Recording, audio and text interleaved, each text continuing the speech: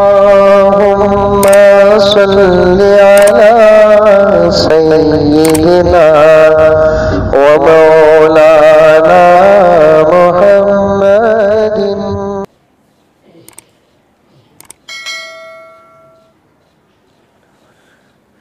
अल्हम्दुलिल्लाहि रब्बिल आलमीन वस्सलातु वस्सलामु अला रसूलिल्लाह सल्लल्लाहु अलैहि वालिहि वसल्लम। आज का सबक नंबर 2। हुज़ूर अकरम सल्लल्लाहु अलैहि वसल्लम का इरशाद है कि वज़ू कामिल, मुकम्मल और अच्छी तरीके से वो शख्स करता है जो मोमिन होता है। यानी कि जो शख्स अच्छी तरीके से वज़ू को करता है, अल्लाह के हबीब ने फरमाया कि वो कामिल मोमिन है, कामिल मोमिन है। तो कितनी बड़ी फ़जीलत की बात बताई कि जो शख्स अच्छी तरीके से वज़ू करे, सदा कर करे, समझ कर करे, उसके अरकान को जू का तू करे जैसा कि बतलाया गया, तो वो मोमिन है। मोमिन की निशानी है कि वज़ू भगते भगते नहीं करेगा। और अल्हम्दुलिल्लाह आपने कहा कि याद हो गए, तो आज हमारा जो है सुन्नतों के ताल्लुक़ से हम बताएंगे कि सुन्नतें कितनी हैं वज़ू में।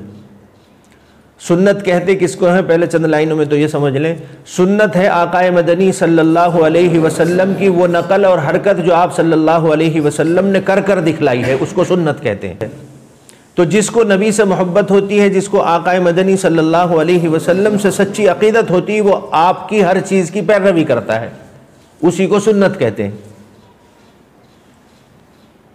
समझ में आ गई बात? क्योंकि कुरान में अल्लाह ने हुक्म फरमाया लक़द कान लकुम फ़ी रसूलिल्लाहि उस्वतुन हसना, कि मैंने आपके लिए अपने महबूब को यानी हुजूर अकरम सल्लल्लाहु अलैहि वसल्लम को नमूना बनाकर भेजा है, आप सब कुछ उनको देखकर नकल कीजिए। तो अब हमें दीन के अंदर ये गुंजाइश नहीं बचती कि हम इधर उधर से कोई चीज़ लाकर डाल दें, बल्कि जो हमें हूबहू सहाबा इकराम से मिली है, क्योंकि सहाबा ने नबी को देखा है, तो नबी ने जो किया है वो सहाबा ने किया है, और अल्हम्दुलिल्लाह ये दीन इसी तरीके से हमारे तक महफूज आ रहा है। तो अब हमें भी चाहिए कि हम भी इसकी हिफाजत करें। तो वज़ू में कितनी सुन्नतें हैं? 13 सुन्नतें हैं। कितनी सुन्नतें? 13। हाँ माशाअल्लाह। तो 13 सुन्नतें हैं। तो सबसे पहली सुन्नत है नियत करना। सबसे पहली सुन्नत नियत करना। और नियत के अल्फाज नहीं हुआ करते, चाहे वो नमाज की हो या कोई और इबादत की हो। शरीयत में फरमाया कि नियत दिल के इरादे को कहते हैं। आपने दिल में इरादा करना है कि मैं वज़ू कर रहा हूँ, कहें कि पाकी हासिल करने के लिए और गंदगी दूर करने के लिए, बस इतनी सी बात। मैं वज़ू कर रहा हूँ पाकी हासिल करने के लिए, तहारत हासिल करने के लिए और नापाकी दूर करने के लिए और इबादत के लिए, क्योंकि मुझे अब अल्लाह के सामने खड़े होना है। फिर उसके बाद आप उससे नमाज पढ़ें, कुरान पढ़ें, तस्बीहात पढ़ें, तहज्जुद पढ़ें, नफिल पढ़ें, कुछ भी पढ़ें। तो पहले नंबर पर क्या है कि नियत करना, और नियत कहते हैं दिल से इरादा करने को।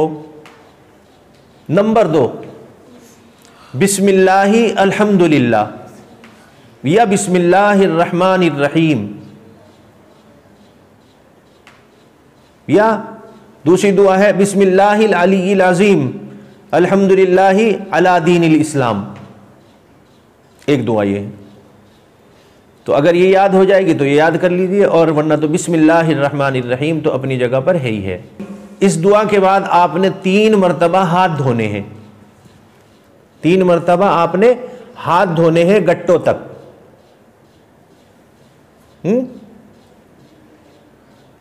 देखिए फर्ज आपका, गट्टे आपके कल भी धुल चुके थे ना।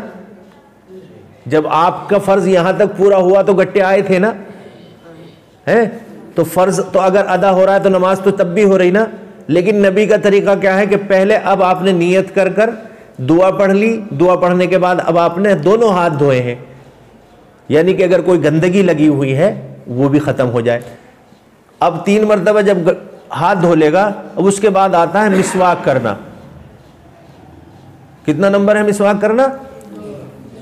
है 4 नंबर। भाई कहाँ रह रहे हो? 4 नंबर मिसवाक करना। और एक बात और जहन में रखें, अभी तक शायद आपको पता ना हो, मिसवाक करना सुन्नते मुअक्कदा है। मिसवाक करना सुन्नते मुअक्कदा है। जैसे ज़ोहर की सुन्नते मुअक्कदा है, फजर से पहले की सुन्नत मुअक्कदा हैं, इसी तरीके से मिसवाक करना भी सुन्नत मुअक्कदा है। तो कितनी ज़रूरी चीज़ है, बहुत ज़रूरी है ना। हाँ चलिए, अगर मिसवाक ना हो तो अब उसका तरीका क्या है, उलमा लिखते हैं कि उंगली का ही इस्तेमाल कर ले, मिसवाक की नीयत कर ले कि मिसवाक नहीं है, उंगली से ही काम चला ले, दांतों का खिलाल कर ले। उसका तरीका क्या है कि ये शहादत वाली उंगली सीधी तरफ पहले घुमाए, उसके बाद बाईं तरफ घुमाए, जब तक मिसवाक का इंतज़ाम ना हो। उसके बाद 5वां नंबर है, अब बताइए अगर हाथ ना धुलते पहले तो अब ये मुंह में हाथ जाने का नंबर आ रहा था, तो गंदगी हाथों की कहाँ जाती, मुंह में जाती। तो इसीलिए सुन्नत से ये फ़ायदा, पहला फ़ायदा ये हो गया वज़ू में ही कि आपके हाथ की गंदगी साबुन से, मिट्टी से, जिस चीज़ से भी आप धो सकते हो उसे धो लें। फिर दांतों में उंगली जा रही है तो कोई बात नहीं, हाथ साफ हो चुके हैं। 5वें नंबर पर है 3 बार कुल्ली करना, 3 बार कुल्ली करना। और कुल्ली में भी ये याद रहे कि जब हम अगर रोज़े से ना हो, अगर आदमी रोज़े से ना हो तो गरारा करे, कुल्ली ना करे बल्कि गरारा करे। गरारा कहते हैं ऐसे मुंह भर कर पानी और फिर अंदर तक जहाँ तक पहुँच सकता है उसको पहुँचाए। अगर रोज़े से है तो बस कुल्ली से काम चला ले, गरारा ना करे, क्योंकि हो सकता है कि पानी अंदर चला जाए। 6 नंबर है 3 बार नाक में पानी डालना। पानी डालने का तरीका, एक तरीका तो यह है कि आपने चुल्लू में पानी लेना है,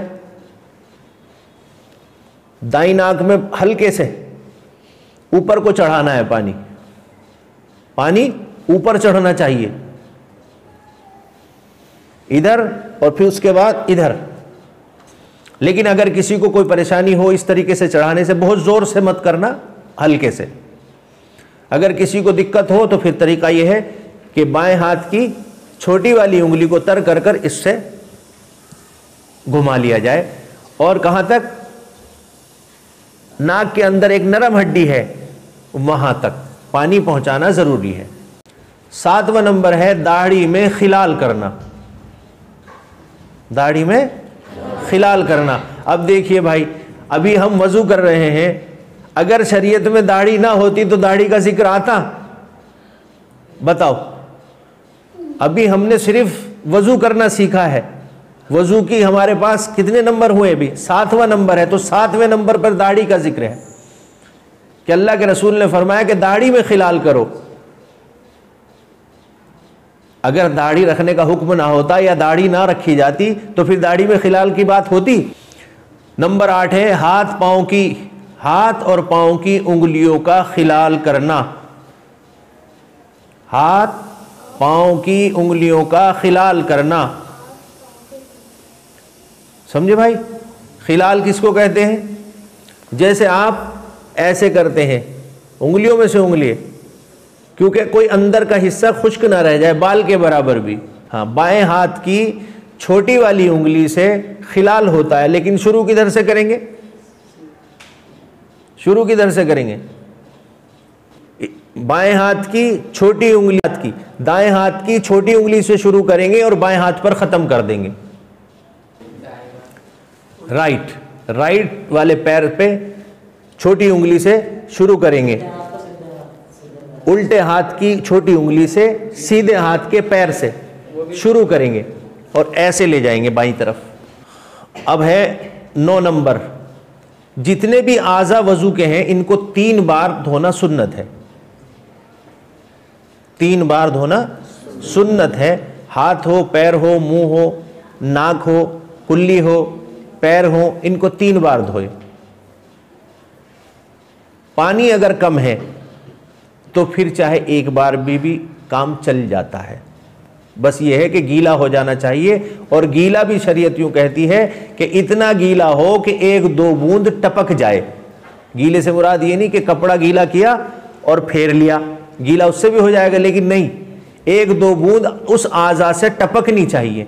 हाथ धोया है तो हाथ तर होने के बाद इतना तो हो कि 1-2 बूंद गिर जाए, मुंह धोया है 1-2 बूंद गिर जाए, पैर धोया है 1-2 बूंद गिर जाए। नंबर 10 है 1 बार सर का मसाह करना, 1 बार सर का मसाह करना। फ़र्ज़ों में क्या था? चौथाई सर का मसा करना। सुन्नत क्या है कि एक बार पूरे सर का मसा करना, पूरे सर का मसा करना। नंबर 11, दोनों कानों तक मसाह करना। अब सुन्नत क्या है? पूरा सर लेना है। अब आपने ये देखिए, पूरा हाथ गीला कर लीजिए, और अगर हाथ में पहले से इतना पानी मौजूद है कि हाथ गीला है तो फिर दोबारा से लेने की ज़रूरत नहीं है। बाज़ लोग जानबूझकर फिर लेते हैं, तो पहले से अगर जो आज़ाद होया है और गीला है तो उसी से काम चल जाएगा मसह में। तो आपने ये लेना है। उसके बाद इसको ऐसे पूरे हिस्से में यूँ घुमा लीजिए, गौर से देखिए, चला गया पीछे। अब ये अंगूठे हैं, ये अंगूठे ये यहाँ, इनको ऐसे ले लीजिए, ठीक है, आ रहा है ना। उसके बाद ये आप ऐसे कर लें। अब कुछ कहते हैं कि शहादत की उंगली से सुराख में मसा करना चाहिए, वो भी ठीक है, लेकिन हुजूर अकरम सल्लल्लाहु अलैहि वसल्लम ने छोटी उंगली से मसा किया है, क्योंकि छोटी उंगली सुराख में अंदर तक ज़्यादा गहराई में पहुंच जाती है बड़ी उंगली के मुकाबले में। तो एक सुन्नत यह भी अदा हो जाएगी कि छोटी उंगली से आप कानों का मसा करें। बात समझ में आ गई? अब चलते हैं 12 नंबर की तरफ, तरतीब के साथ वजू करना। जो जो तरतीब बताई गई हैं उसी तरतीब से वजू करना। एक आदमी पहले पैर धो ले, फिर कुल्ली कर ले, फिर नाक में पानी दे ले, फिर मसा कर ले, फिर मुंह धो ले और फिर हाथ धो ले, और उसके बाद में वो कहें कि मैं नमाज पढ़ रहा हूं। नमाज तो उसकी हो जाएगी, नमाज तो उसकी हो जाएगी, लेकिन उसको वजू का सवाब नहीं मिलेगा, क्योंकि उसने सुन्नत के खिलाफ काम किया है। तो तरतीब से वजू करना, जैसा हुक्म है वैसे ही। नंबर 13, पैदर पे वजू करना। पैदर पे वजू करना, पैदर समझते? पैदर पे वजू करना।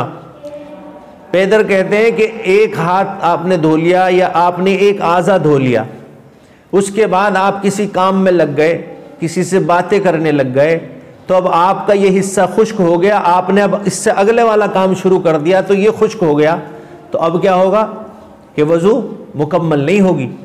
तो पैदर पे मतलब एक साथ कंटिन्यूटी नहीं टूटनी चाहिए, यूँ कहो, यानी कि एक अज़ू खुश्क ना होने पाए उससे पहले दूसरा धो ले। बात समझ में आ गई भाई? 13 सुन्नतें हैं, और बाकी जो समझ में ना आए तो आप YouTube पर इसको देख सकते हैं। तो अशहदु अल्ला इलाहा इल्ला अंता अस्तगफिरुका व अतूबु इलैक।